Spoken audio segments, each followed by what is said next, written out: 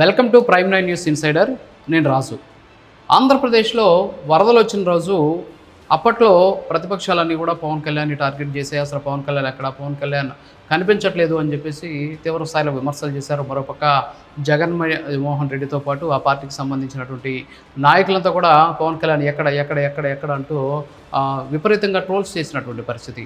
అంటే ఇంట్లో కూర్చున్నాడు అనేసి కొంతమంది, పుట్టినరోజు వేడుకలు జరుపుకుంటున్నాడు అని చెప్పేసి కొంతమంది, మరికొంతమంది ఏమో ఆయన బయటకు వస్తే జనాలు వస్తారని చెప్పేసి గుండి సాగులు చెప్తున్నాడు. మరి ఓట్ల కోసం వచ్చినప్పుడు ఈ పని ఏమైంది అని చెప్పేసి కొంతమంది, సో రకరకాలుగా అనేక మంది ఆయన్ని ప్రశ్నలు అడిగారు.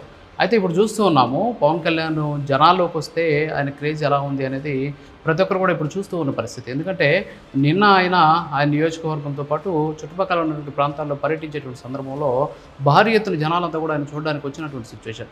మరోపక్క ఇక్కడ కసిగా ఉన్నటువంటి నాయకుడు, అంతేకాకుండా మొండిగా ఉన్నటువంటి నాయకుడికి కొన్ని సందర్భాల్లో ఆ మొండితనమే ఆయుధంగా మారుతుంది అని చెప్పేసి నిన్న పవన్ కళ్యాణ్ చూస్తే అర్థమవుతుంది. ఎందుకంటే ఆయనకి ఒక పక్క వైరల్ ఫీవర్ ఉంది, మరోపక్క కాస్త అనారోగ్య సమస్యలు ఇబ్బందులు పెడుతున్నాయి. ఎందుకంటే వైరల్ ఫీవర్ తోటి ఇతర ఇన్ఫెక్షన్ కూడా ఉన్నటువంటి పరిస్థితి, దగ్గు కావచ్చు, అంతేకాకుండా ఇతర కంటికి సంబంధించినటువంటి ఇన్ఫెక్షన్స్.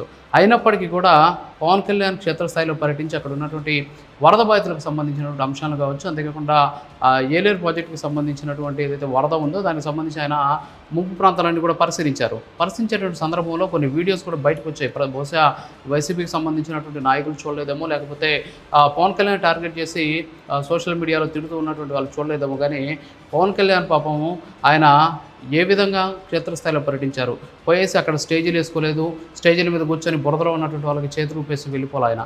ఆయన అక్కడ చేసింది ఏంటి అంటే బురదలో దిగారు, కాళ్ళకు చెప్పులు లేకుండానే బురదలో వెళ్ళి అక్కడ ఉన్నటువంటి ప్రజల్ని పలకరిస్తూ వాళ్ళకు ఉన్నటువంటి సమస్యలను అడిగి తెలుసుకునేటటువంటి ప్రయత్నం చేశారు పవన్ కళ్యాణ్. సో పవన్ కళ్యాణ్ అనేటువంటి వ్యక్తి కేవలం మాటలు చెప్పడమో లేకపోతే బురదలేసి వెళ్ళిపోవడం కాదు, అవసరమైతే బురదలో కూడా ఆయన దిగుతాడు.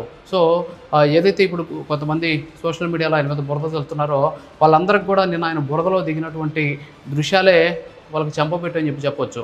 సరే, దాన్ని పక్కన పెడితే పవన్ కళ్యాణ్ 400 పంచాయతీలకి ₹1,00,000 లెక్కన దాదాపు 4 కోట్లు విరాళం ఇచ్చినటువంటి పరిస్థితి. సో అందరూ కూడా ముఖ్యమంత్రి సహాయానికి ఇస్తున్నారు, అంతేకాకుండా వరద బాధితులు సహాయార్థం ఇస్తున్నారు. కానీ పవన్ కళ్యాణ్ మాత్రం ప్రతి పంచాయతీకి ఇచ్చాడు. దీని మీద కూడా కొంతమంది అనేక విమర్శలు కూడా చేసినటువంటి సిచ్యువేషన్ ఉంది. సో వాస్తవంగా ఏంటి అంటే పంచాయతీలకు ఇవ్వడం వెనక చాలా అద్భుతమైనటువంటి ఒక ఆలోచన ఉంది పవన్ కళ్యాణ్.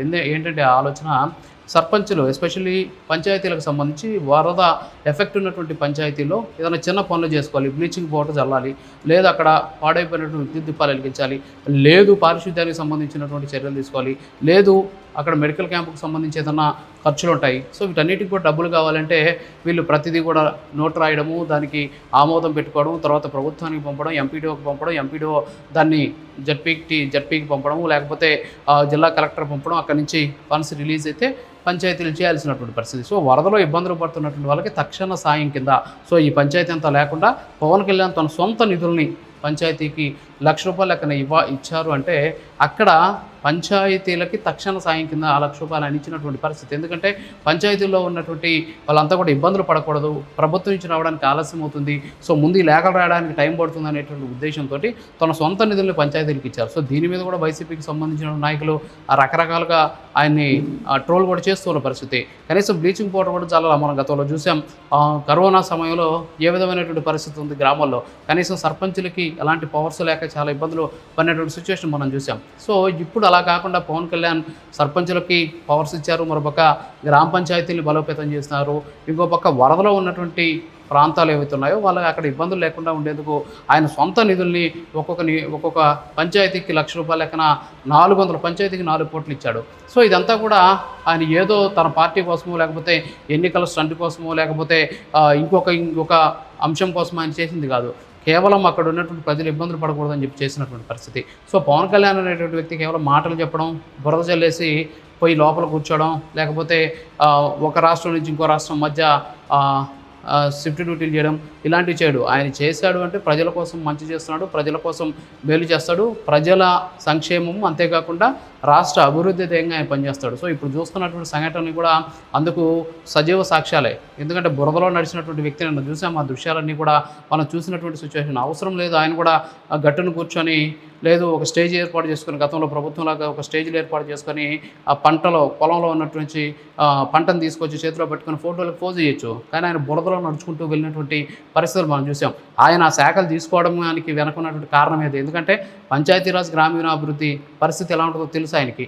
ఎందుకంటే ఖచ్చితంగా గ్రామాల్లోకి వెళ్ళాలి, గ్రామాల్లో బురదలోనే నడవాల్సినటువంటి సిచ్యువేషన్ ఉంటుంది. అక్కడ ఇప్పటివరకు బురద ఉంది, ఆ బురదని అభివృద్ధి చేయాలి అంటే ఆ ప్రాంతాల్లో రోడ్లు వేయాలి, లేకపోతే ఇంకొకటి చేయాలనే ఉద్దేశంతోనే ఆయన ఈ 2 శాఖలను కూడా తీసుకున్నటువంటి పరిస్థితి. సో ఇవన్నీ కూడా తెలియకుండా పవన్ కళ్యాణ్ మీద ఇష్టానుసారం మాటలు మాట్లాడడం కావచ్చు, అంతేకాకుండా సోషల్ మీడియాలో ట్రోల్ చేసేటటువంటి వాళ్ళంతా కూడా అసలు ఏం జరుగుతుందో ఒకసారి తెలుసుకొని పవన్ కళ్యాణ్ టార్గెట్ చేస్తే బాగుంటుంది.